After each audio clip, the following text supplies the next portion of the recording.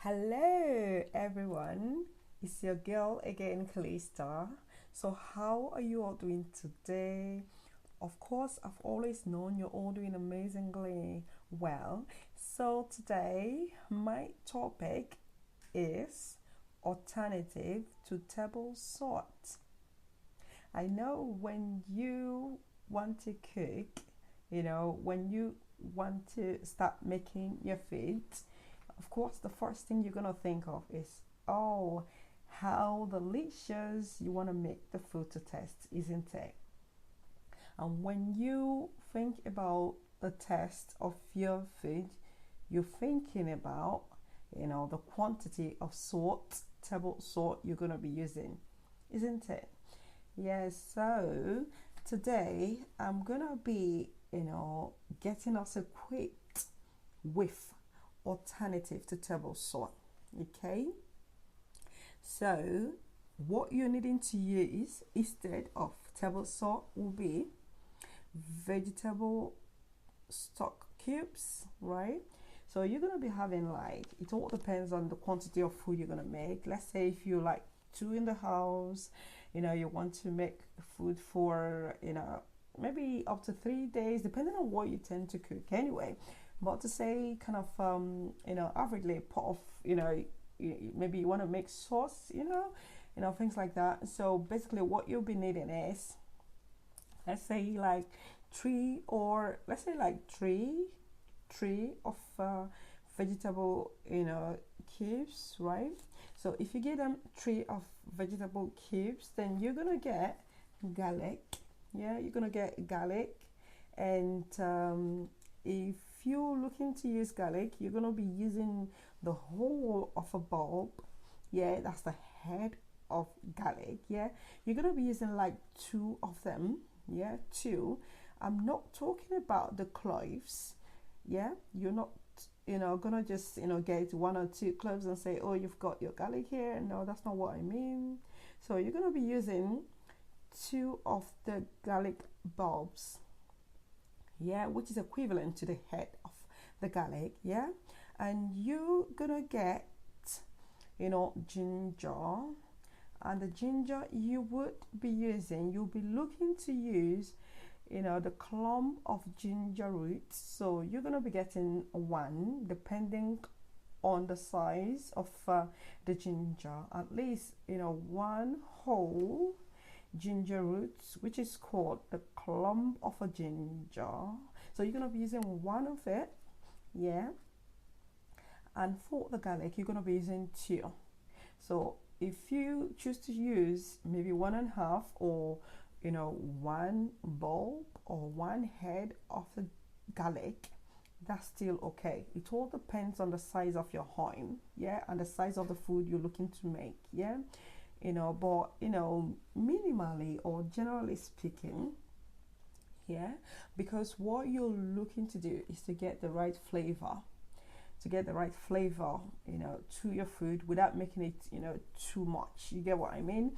So in that essence, you're gonna be using, these herbs that I just mentioned, yeah. I'm sure that would be the best alternative to table salt, yeah, because the first thing you're gonna get from using, these herbs, yeah, the first thing you're gonna get is definitely gonna lower the sodium level, that you'll be getting in preparing your meal, which is, something that is, I would say, is a bit new, cause to many homes, to a lot of people, we all believe that if you're cooking, you haven't got salt in your food, it means you're not cooking at all.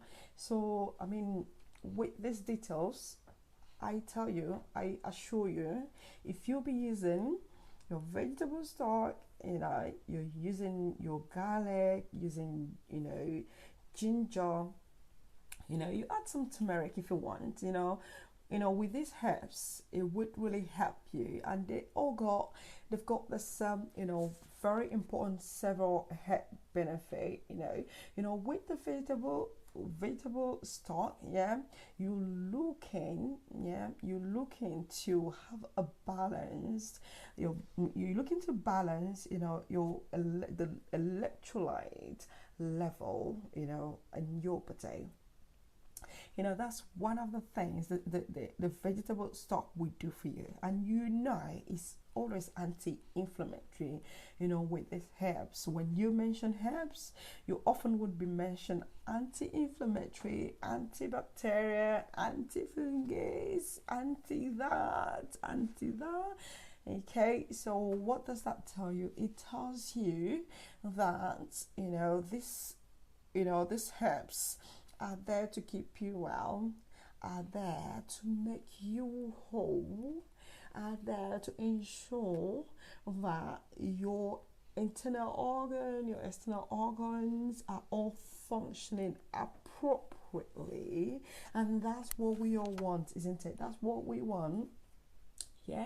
Because with the intake of sodium, with the intake of the salt, table salt, it could lead to several kind of chronic ailments, which mostly would be kind of heart disease, things like that. And it's not what you're needing for yourself, it's not what you want in any way. So you would need to appreciate this fact and learn this fact, if that is okay by you. But you would need to consult with the GP, double check if it's actually what is best for you. Okay, so yes, that's what you want to do. You want to incorporate your garlic, you want to incorporate your ginger, you want to incorporate your vegetable food to your meals making. It's got a lot of health benefits. First of all, which is most significant and vital, it would get rid of them, cardiovascular diseases. It would ensure that your heart is in best good condition, because you want to eat them food that is heart friendly. Of what use is it that you make meal, at the end of the day the meal you make gives you several heartaches, heartburn, things like that. So you want to if possible, just replace the use of table salt to using your herbs to cook and your vegetable stock here. And when you're using your vegetable stock, you have to double check to make sure you got the right measure, and you got the right amount of it, and you got the best natural properties of vegetable stock, right? And you can as well make your own vegetable stock at home, of course, using them herbs to make your vegetable stock. They are all very important. It would aid your digestive system. It will help you to have a proper kind of digestion of your food, without causing you so much risk of stroke, heart diseases, things like that. It would help your brain health. Of course, it would help your brain health. That's what ginger and garlic would do for you. Of course, it's anti-inflammatory. They're all good for you. They're all good for your eyes as well. It would help your vision. It would help in several ways. And one of the things you would get from that is you're gonna get more measures of potassium in your system instead of getting sodium. So it would ensure that you eating food that is heart friendly instead of using salt that would cause harm to your heart. So guys, this is very essential, it's very important.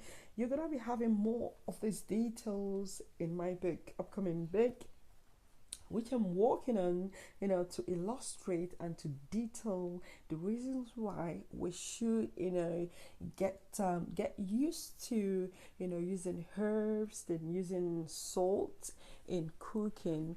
Anyway, salt is useful. It's not like, you should get rid of salt in your kitchen. No way.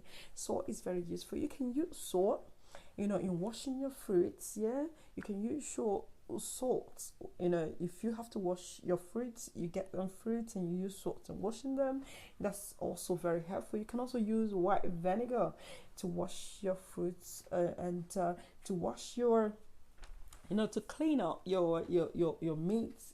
So like you want to make chicken, you want to make you know them animal proteins, you would have to use your white vinegar to clean away them bacteria that you may not have just cleansed with just using ordinary water.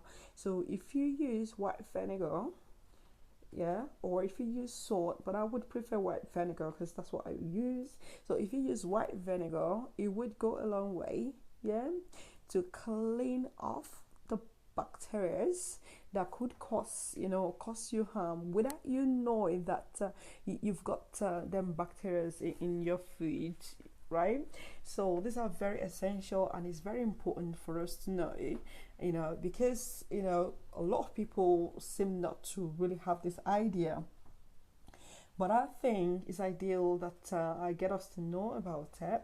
Yeah, and with your kids, yeah, with your kids, some of us that's got kids, if you've got kids and you're used to giving them them kind of salt food, or kind of fast food, you may have to reduce that, because it would cause more of harm. Okay, in long run it will cause a lot of harm than good. So you would have to find alternative to giving your kids them kind of fast food. So you can you can add raisins instead of them salty kind of foods that you add to your kids meal. You prepare something homemade food and you add raisins to the lunch box. Things like that would really help. It would really help to boost the potassium level, than adding them crackers or things like that. That will go a long way to cause them harm. It would cause obesity. You may not know that, but yes, it can cause that. It can cause a lot of other ailments, diabetes, things like that, and you may not be aware of that.